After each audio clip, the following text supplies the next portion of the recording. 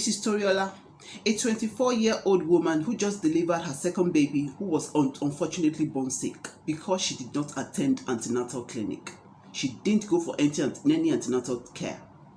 Now, she had thought that since she had delivered her first baby without any problem, uneventful, everything went well, and she even had the precipitate delivery of that baby, in fact, in the marketplace. And she felt it was so easy, and she decided the second pregnancy would be the same.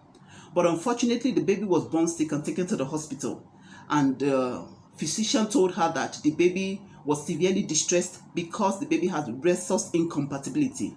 Unfortunately, the baby didn't make it, and she was admonished that at any other pregnancy, she should make sure that she attends antenatal.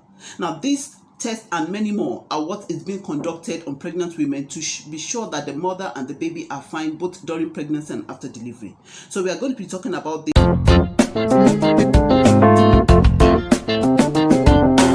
All right, my beautiful people, you're welcome to class. This is another antenatal and motherhood series of your wonderful channel, YouTube channel, Nursing with Abby.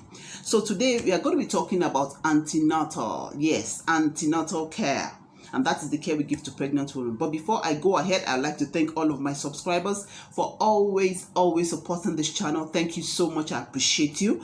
For those who are just seeing me for the first time, you're just listening to me for the first time, I'd like to make a brief introduction. My name is Nurse Abiodun, Nurse Abby for short. I'm a nurse, I'm a midwife, I'm a public health advocate, and I have over 8 years of experience. I talk about nursing, lifestyle, and everything in between. So today, we are going to be continuing our 7th series of the antenatal and motherhood, which is antenatal care. Now, what do we want to know about antenatal care?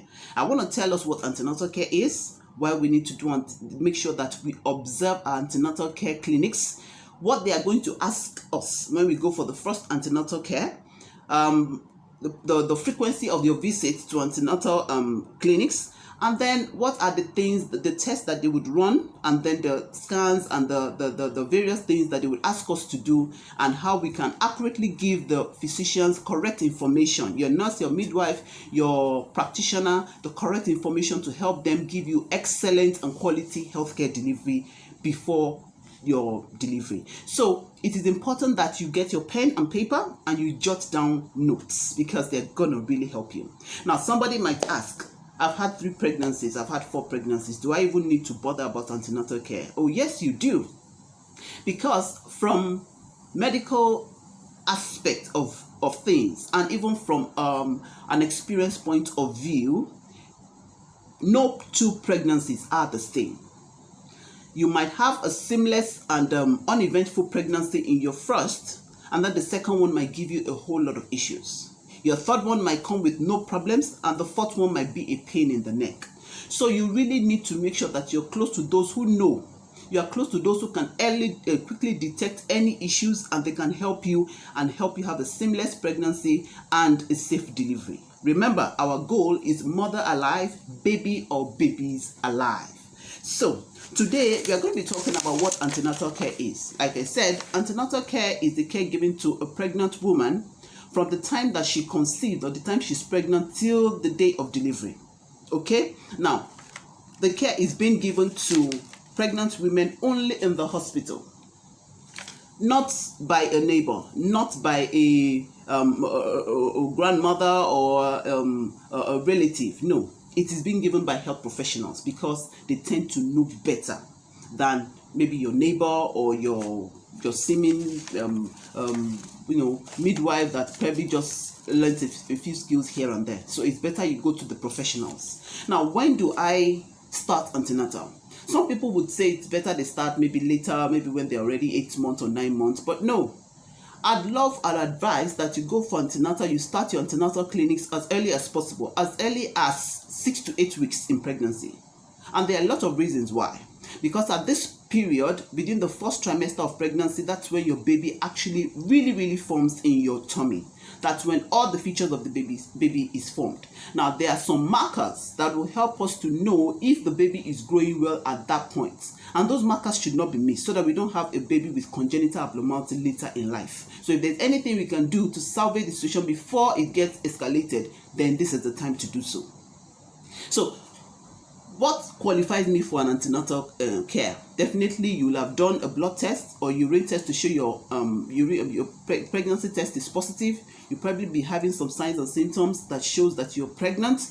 You've missed your period, or yes, you missed your period, and then you probably would have some breast tenderness. You probably would have some nausea and vomiting. You feel fuller than normal, and then you can go for a scan, and it will detect that sure there is a fetal pole. That means you're pregnant. A baby is growing inside your womb. So by the time you get to antenatal, what are the things they are going to ask you? The first things are your biostatistics. That's your name, your husband's name, your age, your location, your phone number, your contact address, your next of kin, your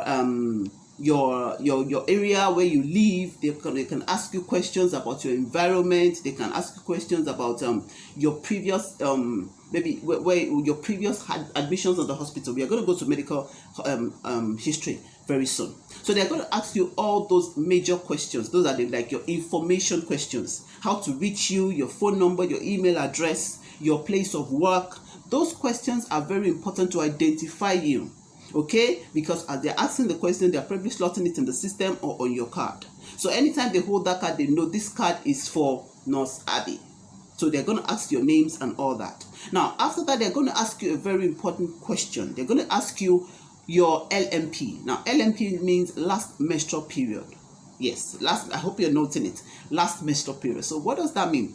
They're going to ask you this question to help you calculate and probably determine the most probable time for your delivery.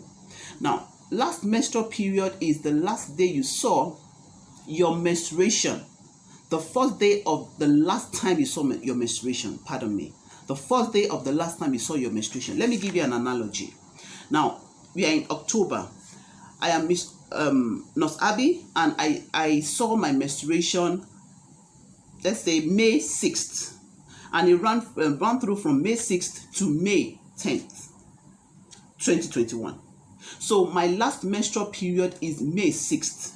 That's the first day I saw my last period, and not May 10th. So as you tell them May 6th, they would help you calculate the probable time that you'd likely deliver. And if you're very certain about this date, the calculation of the date of delivery is almost accurate. But you can do other tests or scans to be sure that that date is correct. But if you don't remember, it is important that you tell your health practitioner, please, I don't remember, I can't recall, or probably I was bleeding for a large number of months before I even realized I was pregnant. So it's important to be truthful. Don't give them a false date that will make them calculate a false date of delivery for you. It's possible that you're not even term and we're already thinking you're postpartum because you gave us the wrong date. So be very careful of that. So they're going to be asking you also your family history. Now, if you have anyone who had probably diabetes in your family, any form of cancer, any form of allergies means that something you react to. Maybe some people react to chloroquine and it gives them a lot of body itches or scratches. Please let the physician know. Some people we can also ask about current chronic illnesses that you probably have. Maybe you have TB and you're on anti-TB drugs and tuberculosis. Maybe you're on anti-diabetic drugs. Maybe you're on antihypertensive drugs. Please always let your physician know. Then probably you have some. Well, maybe you've probably been on some drugs before. You've been on some hard drugs before. Please let your physician know, because the accumulation of those drugs has adverse effect on your baby. Now, it's also important to let us know if you smoke. Yes, if you smoke, let us know. If you have any history of family violence, also let us know. If you have any family history of multiple births, maybe you had maybe multiple pregnancies, you've had 4 babies at once, you've had 3 babies at once, 2 babies at once, or you have such history in your family or your husband's family, please let us know, because there is also a high incidence of multiple births for somebody who has the history or who already has such multiple births before. So we could also ask about some genetic disorders like thalassemia. They could ask some questions that like sickle cell. So those questions are very important to help us determine how to take care of you and this baby and this pregnancy. So they could also ask you some questions about self-medication. So those are very important. Now, after that, asking also those questions, they will move to your biophysical profile, where they're going to check your weight, your BP, your height. Those are going to help us to have a baseline data. So any other time you come for antenatal, we compare the data that we have with what we've had before, and we know if you're making any progress and what we need to change or adjust. Now, we'll also ask you to go for blood tests. Okay, those blood tests are very important for us to know, like for the clip I gave on Facebook, that a woman had a baby previously and now have another one who was born sick. Now, because she's had one pregnancy and there was no problem, she thought everything would be like that. But the resource compatibility between her and her husband was opposing. The first baby would go free because there is no sensitization, but the second baby would have the problem. Now, I'm going to be explaining this in the next episode of Antenatal and Motherhood series, and many other lab tests that you need to run. So make sure you stay tuned. Now, the next one is they can ask you to go for some ultrasound scan. That's like a picture representation of your baby using sound waves. They'll ask you to take a lot of water so that your bladder will be full, and then they'll be able to visualize very well. And they can ask you also to get some vitamins. Now, the most important vitamins at the first trimester of pregnancy is folic acid. You cannot do without folic acid because it helps you to prevent cases such as neural tube defects. That's when we say spinal bifida, meningocele, all those. Don't worry about all those diseases. Just make sure you take your folic acid 5 milligram once a day. It's a very small, tiny, yellow vitamin supplement, and it's very, very, very good. Now, also, before I end this, I would like to talk about the regularity of antenatal care. For a regular antenatal care with no problem, no pregnancy issues, or no risk, for the first 6 months, you can be coming to antenatal care every month. If there is no other contraindication, there is no other problem. From the 6 months, that's the 24 to 28 week, 6 to 7 months, to the 36th week, you come every 2 weeks. And from the 36th week to the day of delivery, you come every week. Now, you can notice that as the pregnancy progresses, the frequency is more. Now, the reason is that at the initial stage, there might really be no problem, apart from the normal morning sickness and all that. But by the time you get to the middle to the end of the pregnancy, we require much more care for such a pregnant woman. Now, a lot of people decide on focused antenatal care, which is also fine. But focused antenatal care and this type of care, this frequency that I gave, is not for those with high-risk pregnancy. For those with high-risk pregnancy, you might need to be a little more frequent in your antenatal clinics, and your physician or your midwife or nurse will tell you why. But for a regular, uneventful pregnancy, that is the frequency. So I hope I've been able to explain a few things about antenatal care today.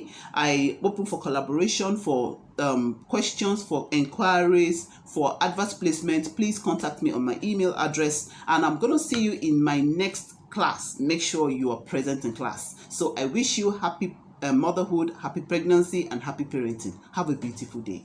My name is Nurse Abby, and bye for now.